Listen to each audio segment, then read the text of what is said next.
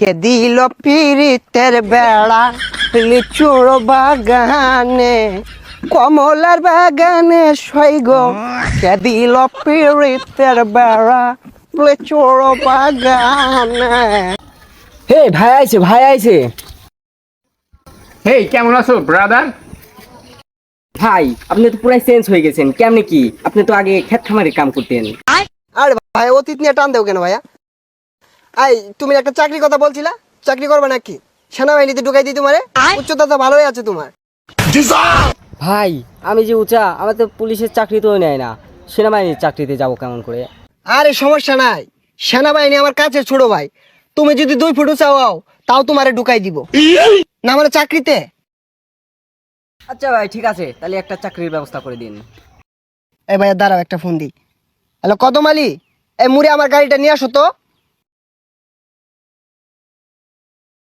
এই যে ভাই আপনার গাড়ি। ভাই এই গাড়ি কেমনে চালাইবেন?